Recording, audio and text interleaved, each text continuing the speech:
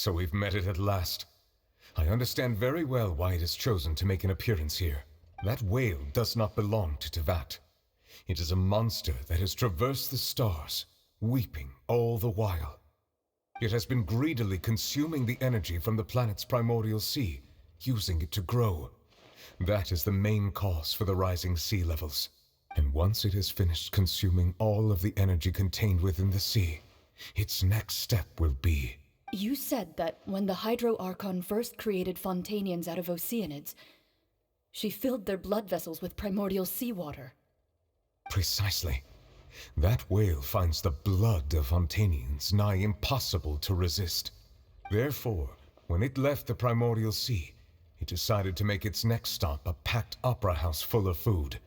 Food in the form of Fontanians. We just barely managed to push it back, right? In that case, won't it come back to target the people again once it's managed to recover its strength? That is correct. Indeed, it is more accurate to say that we should thank that Harbinger for buying us some time. Without him, the whale would have likely come onto land far sooner.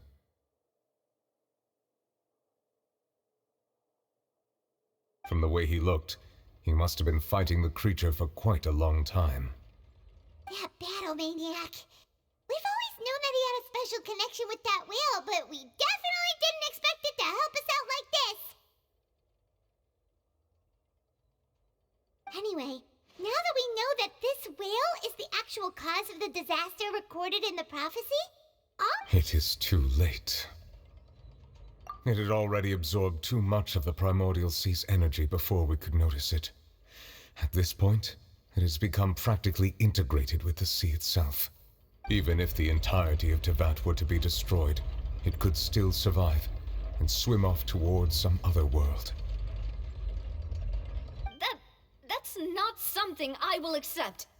We've already done everything we can, and we even found the true culprit. We've come so far. You can't just tell me that the Indeed, that's not how a grand performance should end. I'll fight it to the end, no matter what. so the prophecy will be fulfilled no matter what, huh?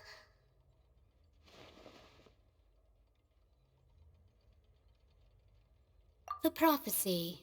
Yes, what has been prophesied will be fulfilled.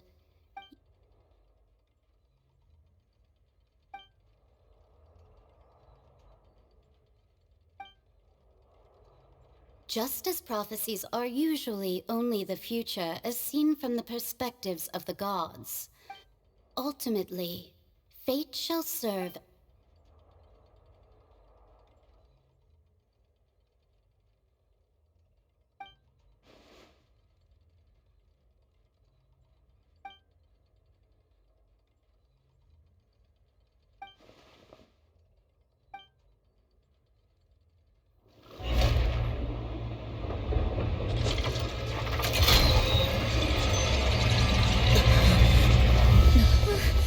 What's happening with the oratories?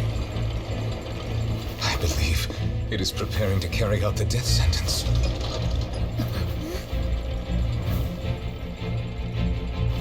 Farina!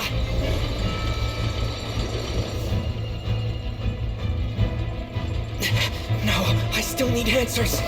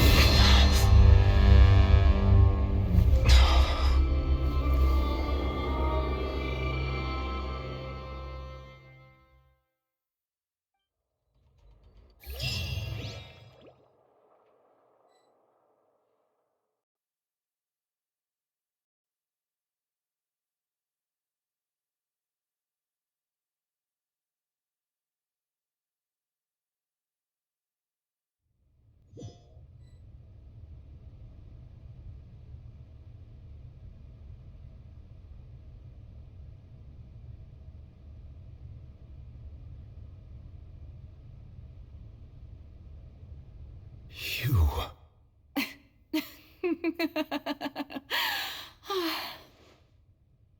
Sorry. That shocked expression on your face is just too amusing. I couldn't help myself. You are not Farina. Who are you? Ah, the sweet sound of bewilderment. Marvelous. A sure sign that my attempt to deceive everyone was a resounding success. But to answer your question, I am Focalor. You know, the god. Focalor. Why did you deceive us? Oh, that wasn't my goal, of course. Goodness, no. But I had to fool everyone else too, if I was to stand any chance of deceiving the heavenly principles. Deceiving the heavenly principles? It's all because of that pernicious prophecy. Dreadful, wasn't it? Everyone doomed to dissolve. Fontaine condemned to be flooded. One was not amused. In fact, one was positively bemused when that problem was thrust upon me by my dearest predecessor. That's the former Hydro Archon Egeria, for the uninitiated. It hardly gets more disastrous than a preordained. She knew full well that the prophecy would surely come to pass. And as one of the seven, she also knew full well that one defies the heavenly principles at one's peril.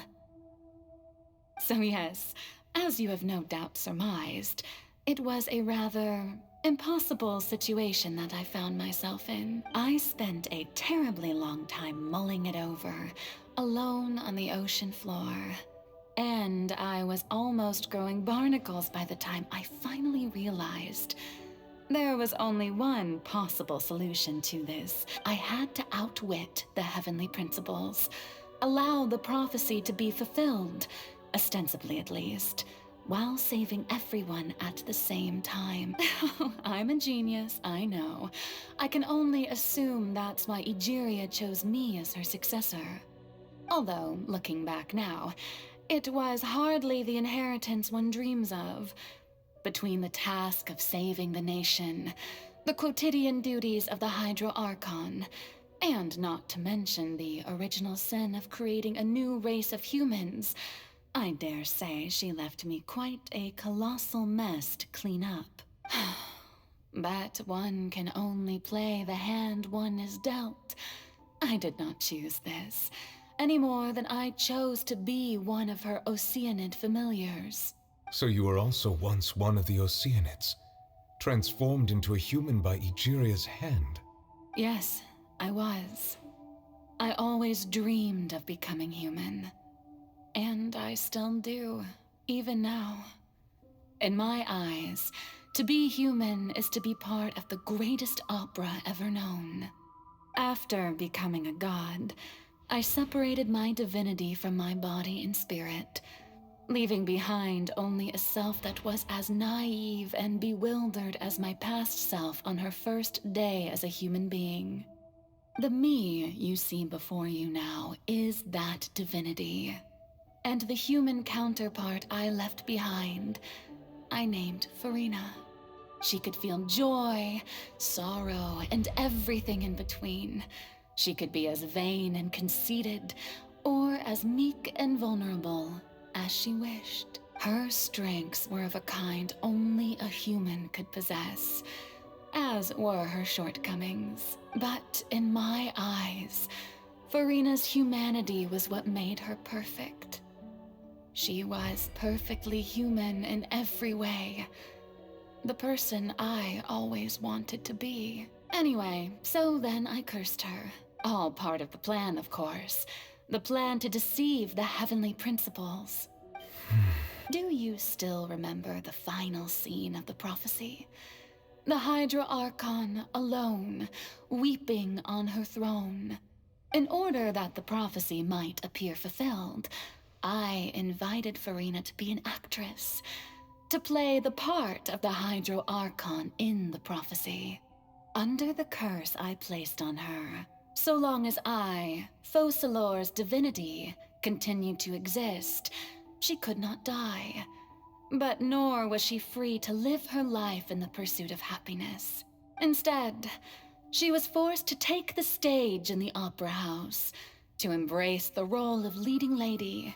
I suppose now you probably understand why your court is called the Opera Epiclese.